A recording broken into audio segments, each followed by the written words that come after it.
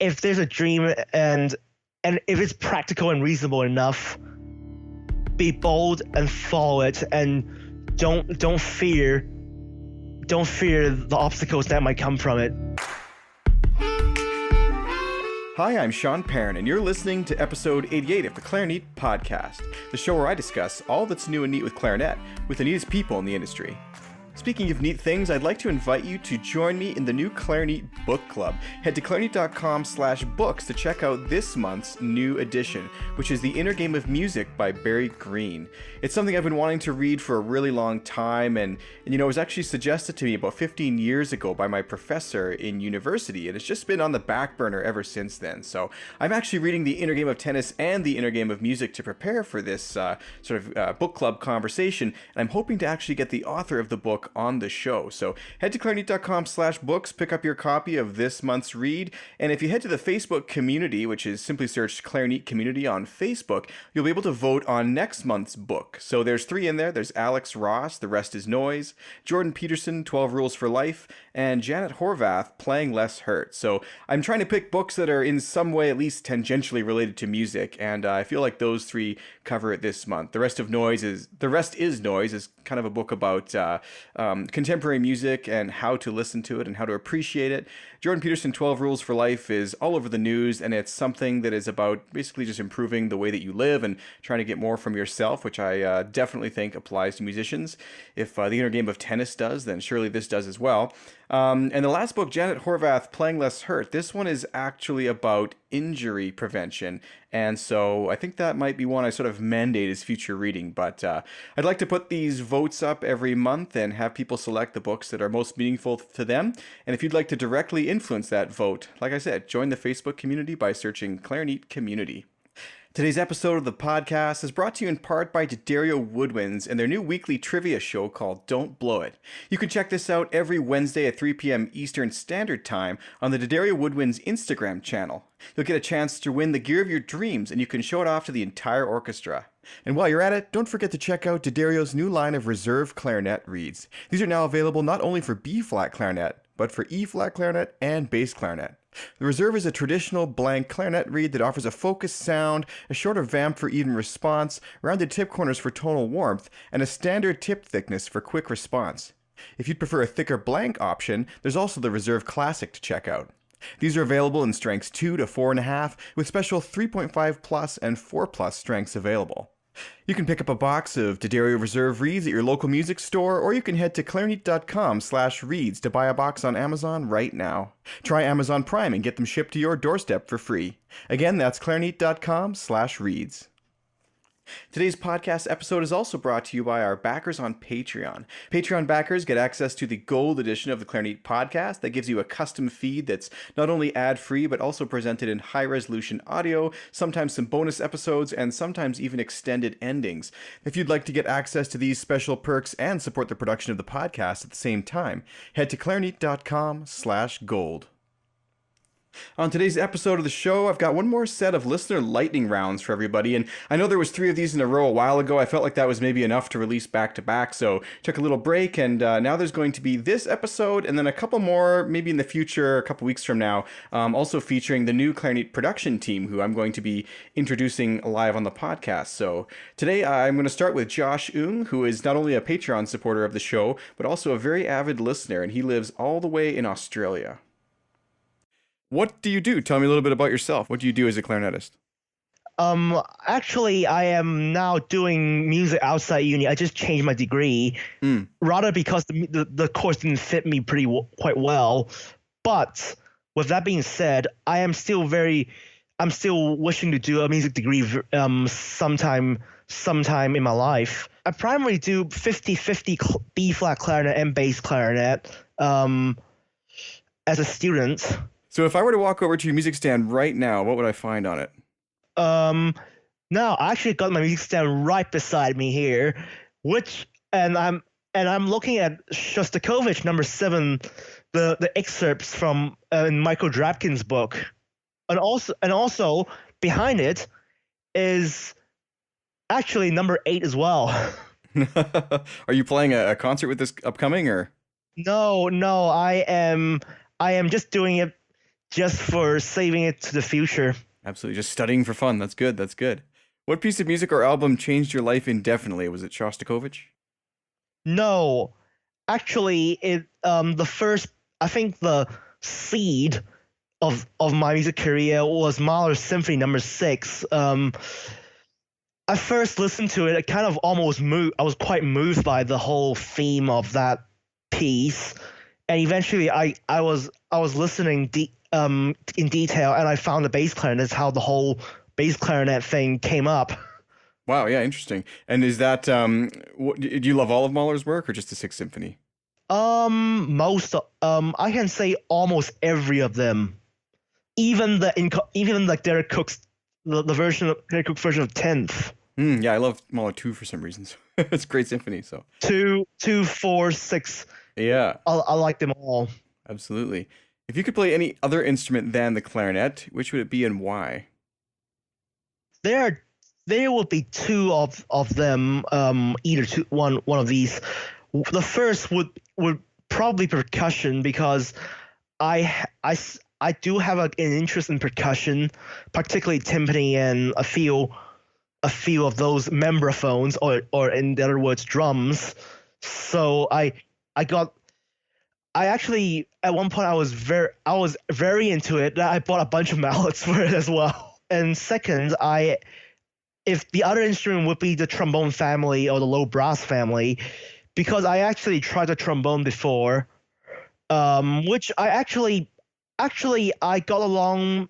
I didn't go, maybe not as good as a clarinet, but I got pretty decent with it. It's interesting because I can definitely understand your draw to percussion, since that's my secondary instrument. So good choices. You're the first person to say percussion. Yeah, I actually know a ton of international percussion stars out there. The first percussion guy and the first world class musician I ever met was actually David Herbert, who was in the San Francisco Symphony as a timpanist. Now he's gone to Chicago Symphony now. Oh, wow. Very interesting. If we could go back in time to any period in history to meet any musical person, who would it be and why? There are two. Again, there will be two, because first, if I go back to the 19th century, the early 20th century, it would be Mahler, because I want to actually thank him for being the catalyst of the whole music career that I brewed out. Oh, that's very nice. I like that. Who else? And also, and the other person would be a few years ago. If I could actually Harry Sparna himself, because he's also one of the guys I really liked. Godfather of the bass clarinet. Yeah, absolutely. Yeah, and although we can't not to mention Joseph Horak as well. While we're back in time, what advice would you give to your younger self? If there's a dream and if it's practical and reasonable enough, be bold and follow it, and don't fear the obstacles that might come from it. I mean, because it happens. Oh, I love that. Very insightful. Actually, this is the advice I give myself every day. Yeah, that's great advice to live by. And where'd you hear that from? I guess I kind of conglomerate the whole thing for my entire life. So you'll go far thinking like that. And also, I was reading Mike Lowenstern's quotes of Harry as well. So there's a bit of that in there as well. Oh, did he put up a post? I didn't see that. I'll have to check that out. Mike actually wrote some quotes of Harry Sparna along the contemporary music, like the Isang Yun sheet music, and he's like a kind of quirky but really wise quotes, which I actually shared on my Facebook page as well. If you want to check it, I will check it out. I believe that Michael also studied with Harry. Yes, he did. While we're kind of talking about advice, what was the best advice you have ever received, and who gave it to you? Probably particularly J. Laurie Bloom from the Chicago Symphony said there. He said there are times that a musician doesn't want to practice, and I don't know if he said this last part, but that's okay. I mean, it happens. Like there's sometimes when you want to stop. This is sometimes you want to start. I mean, and of course, there's also this advice my former bass clarinet teacher, Mike Campbell of the Hong Kong Philharmonic, gave me, which is very simple 2 words: it happens. Yeah. Way it goes. And and just a interesting fact: do you know who Stephen Maxim is? It sounds familiar. He was the principal bassoonist of the Metropolitan Opera. Mike Campbell, my former teacher, actually studied under him when he was doing bassoon. Later, he switched to bass clarinet when he came to the Hong Philharmonic. So I kind of have the title of I'm the grandson of Stephen Maxim. Well, that's very cool. What's a book that you'd recommend to the clarinet audience? Well, aside from etude books and all those symphonic repertoire, I probably this book I came across called "Feel the Fear and Do It Anyway." Oh, that's interesting. I'll link to that in the show notes for sure. It's by Susan Jeffers. So, how many clarinets do you have? That's the final question. Well, I have 5 actually. Oh wow. Well, the one of them, 2 of them are actually plastic. One is the venerable Yamaha 250, the plastic one. Everyone's got one of those kicking around somewhere. And my second plastic horn is the Yamaha 221, the bass clarinet, which I played for more than 6 years now. And for my wooden clarinets, they're all buffet. One E13, which I bought a long time ago, and then there's a buffet festival, which I believe you also have one, right? Festival, yes, I've got one of those. Yeah, had it since it was my first professional instrument. I had it when I was I don't know, 15 or something.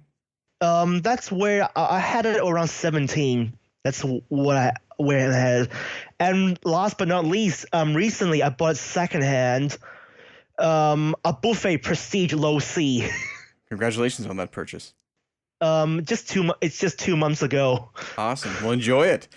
So it's really fantastic to have someone like yourself who's, it's sort of more at the beginning of their career than some of, one of the things about the podcast is obviously talking to, people who are well established and quite a bit older. And it's just so great to connect with the younger audience. And I really do appreciate you listening and for your support. Is there anything else you'd like to share on the podcast here before we go? Well, I actually have the one thing that comes to mind is that I'm kind of doing some kind of cutting edge or just innovative stuff with bass clarinet particularly, and bit of clarinet as well. Most people might not be aware that the clarinet or bass clarinet can be used in a contemporary situations. I mean, let's say an acoustic alongside an acoustic guitar, but and open mics obviously. I have actually been doing that for more than a year now. Just on Thursday, I was playing Ben E. King's "Stand By Me," the string bass line on the bass clarinet and I've been doing a few other songs on during open mics, and I'm one of the anomaly guys who actually brings an exotic instrument up the stage where everyone's playing guitars or a few guys playing saxophones. How does the audience react to that? They're actually pretty curious because it's just so exotic and not usual. Although I know Catherine Lowenstern, Catherine Liddell and Mike Lowenstern also had done a few things like this, but usually not in an open mic. Is there a place where people can check out what you're doing online? You have some videos up? I usually do it on Instagram most of the time, but I only show snippets of it rather than the whole thing because I never had the time. What's your Instagram handle? It's called B flat read. The B is spelled as the insect bee. Oh, nice. And last thing is that I'm in the process of trying, because Adelaide is kind of like the Hobbiton of the clarinet world, I call it, because it's kind of like the clarinetists here are not very aware of what is happening outside of South Australia, Australia. It's they kind of I'm trying to get the information into South Australia as much as I can. I also added one of my friends from South Australia to the Clarinet group some months ago. Oh, excellent. Well, spread the word, and maybe sometime I'll get the chance to head out to Australia. My sister's family actually is from there. Well, great. Thank you so much for coming on the podcast, Josh, and I wish you all the best. You too. What a great thing it is to connect with the listeners all over the world. Doing this lightning round series was actually one of my favorite things from the podcast so far, just reaching out and finding people in literally all corners of the earth who are not only listening to the show, but are willing to come on and talk to me and share their stories. And I don't know about you listening, but I've actually found some of these short lightning rounds to be as compelling as the full-length interviews. And it's amazing how much any clarinetist, their experience, their personal journey can influence somebody else. And just the little tidbits of little great quotes and stuff that come out are just really stellar parts of getting to know someone. So thank you again, Josh, for coming on. I really appreciate the fact that there's so many younger listeners to this show. I met, when I was at a Clarinet Fest this past summer, a young girl with her family too, who said they were listening to the Clarinet podcast all the way down, and they were really excited to meet me, and I think they were even in the process of getting some shirts or something like that. But all three members of the family actually played clarinet, and I guess they play trios together, and I thought that was such a great thing. So it is so great to talk to people sort of more at the beginning of their careers than well-established players. I've really enjoyed that a lot. So anyways, let's move on to the next listener lightning round. This is Zackary Webster. Tell me a little bit about yourself. Where are you located? What do you do? I live in Macon, Georgia, in the United States, and I'm a senior in high school. I plan to major in music performance, and I've been playing clarinet for 5 years now. Wow. What's your favorite episode of the podcast been, looking back? Oh, man. There's so many good ones. Probably the episode with Ricardo Morales. Yeah, that's been a popular one. I think that one might win episode of the year, actually. Oh, wow. People have been voting for it on Facebook. If I were to walk over to your music stand right now, what would I find on it? Krebs. Ah, you're doing those etudes, eh?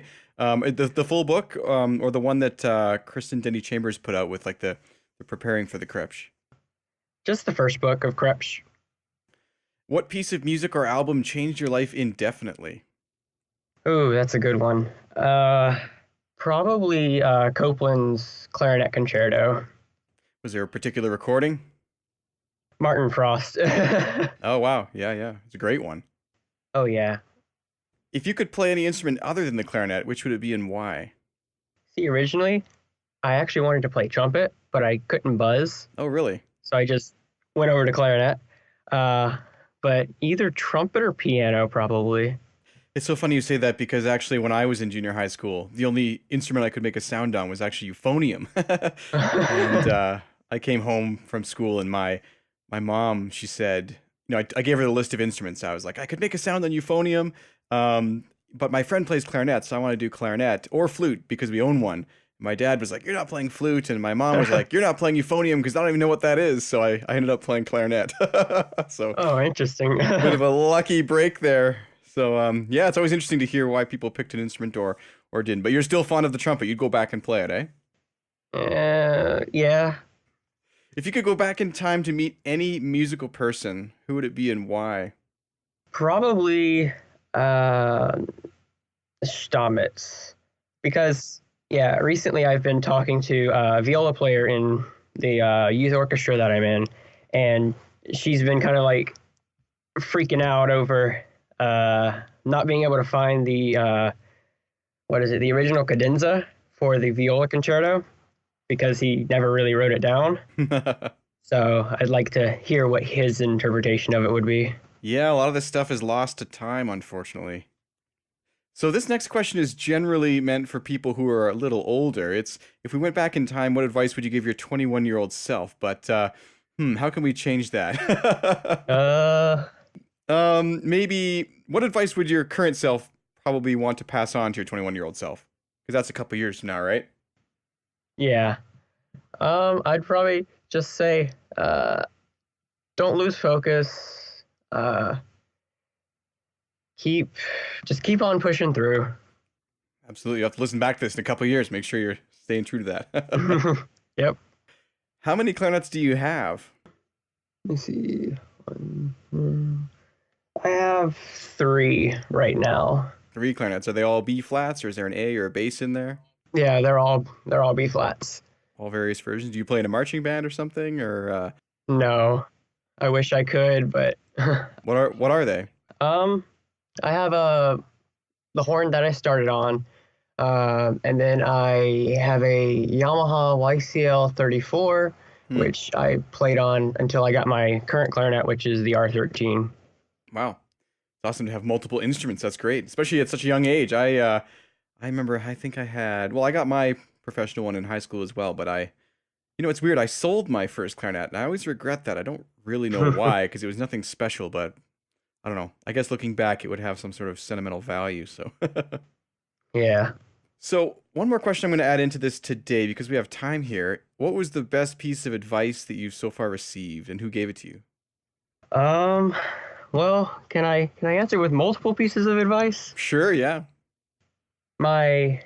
Firstly, my teacher, my clarinet teacher, Dr. Boya Craigle, whenever we were starting to work through the Krebs studies, I was really struggling with it, and she said, when you think it's your fingers, it's not. It's your air.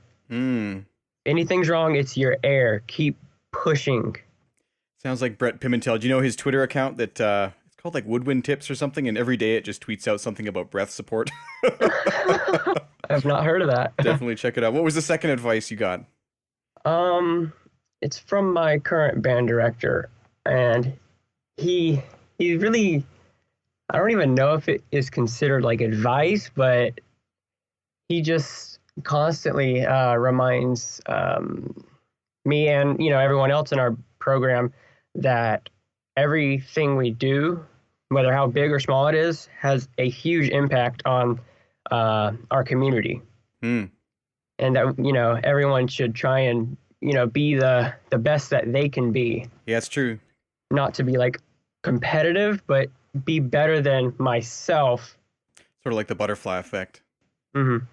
Yeah, that's really good advice. I want to thank you so much for listening to the podcast, and especially for coming on for this little lightning round thing here. I think this is going to be a lot of fun to listen back to these. And I definitely want to wish you all the success possible in your career going forward. I think that's one of the cool things about this sort of mini lightning round thing, is we're going to get to talk to some people almost in reverse. Like, your whole career is ahead of you. And Yep. I think it's really cool to have the chance to speak to someone like yourself before you've even entered into college. So thanks so much for talking to me today. Thanks for listening. And is there anything else you'd like to share with the Clarinet audience before we wrap up? Practice. Practice. Okay. All right. Thanks so much, Zackary. Thank you. So although I talked to Zackary way back in December, we are finally airing this now, and it turns out that that's some really good summer advice. So all you other students out there, maybe if you're listening to the podcast, after this, maybe head off and do 30 minutes of practice today, or an hour, or whatever your teacher suggests. And if you're looking for a way to stay motivated to practice over the summer, I know that used to always be sort of a tricky thing for me. You get kind of lazy, and you don't want to let that happen for too long, because you really do start to lose your technique. I had a teacher in marching band who used to say that for every day you don't practice, it takes 2 to make up for it. And you know what? He's probably right. But the thing about that is, if you take a week off, all of a sudden you're really starting to add up the days that you're going to need back in the future. So always try to play a little bit every day. But anyways, what I was going to say is, if you're looking for a way to stay motivated and be a bit social about your practicing, Jenny McClay is putting on a Krebs boot camp this summer, or June 2018. I guess that's the next month. And it's happening on her Facebook page, which you can search Jenny Clarinet on Facebook. She'll probably put something up on her website too, which is jennyclarinet.com. I might try to have her back on the podcast because I did have her on to talk about her original boot camp, which was the Behrman boot camp a few months ago. It would be good to sort of, I don't know, touch base, see how that went, and maybe talk about this one. And so Jenny, if you're listening, send me an email. Let's do this. Let's talk about the Krebs boot camp and what you've been up to since last time we chatted. So thanks so much for listening to the podcast. I did want to say that the lightning round episodes were really successful, and there's been some requests for more guests to come on and talk to me, or listeners, I guess, to come on and talk to me. I am excited by the idea, but I'm going to give it a few months break just because we did have so many of these back to back. So maybe you're on the fall sometime watching the Facebook community. Again, you can just search Clarinet Community on Facebook, and I'll be putting out maybe another call for some more interviews like this. I think we did about, 6 or 8 or maybe even 10 of them here, and it was great, but it's a lot to record, a lot to edit, and so also the lightning round is going to be changing in the future, coming up for some of the different guests here. I thought it was time to sort of mix things up again and try and get maybe some more compelling answers. I found that some of the questions weren't working as well with all the guests, and if the guest is not a clarinet player, a question like how many clarinets do you own has not really turned out so well. So I'm going to change it up a little bit. A lot of people voted on this poll. I was really surprised, but by far, like we're talking by 30 people, the top voted question that I posted was, what is something that you do every day that you feel contributes most to your success? And next one was, what is your favorite clarinet accessory? Another one was, if you could redo any aspect of your musical career, which would it be and why? So I've posted about 10 or 12 new options for lightning round questions. I'm going to leave this open for a little while longer if you want to get in there and vote on what you would love to hear me ask guests, or if you want to add your own, you can do that as well. So again, that's in the Clarinet community. The Clarinet podcast is brought to you in part by D'Addario Woodwinds and their new weekly trivia show called Don't Blow It. Tune in every Wednesday at 3 p.m. Eastern Standard Time at the D'Addario Woodwinds Instagram channel. You'll have a chance to win the gear of your dreams, and you can show it off to the entire orchestra. Also, don't forget to pick up a box of reserve reeds and give them a try. You can do this at your local music store or by heading to clarinet.com/reeds. If you'd like to listen to an ad-free version of this podcast episode, future podcast episodes, and have a chance to submit listener questions and more, head to clarinet.com/gold. You can start listening to the gold edition of the show every week for as little as $1 per month. Start now at clarinet.com/gold. I'm your host, Sean Perrin. I'm coming to you from Calgary, Alberta, Canada. We're finally having some hot summer weather, and it's definitely not time to go outside with your wooden instruments. So make sure you're humidifying. Don't let them get too hot in that summer sun. Maybe practice inside over the next few weeks while it's going to be really hot. So thanks so much for listening, and I'll see you next time on the Clarinet Podcast for more of what's new and neat for clarinet with the neatest people in the industry.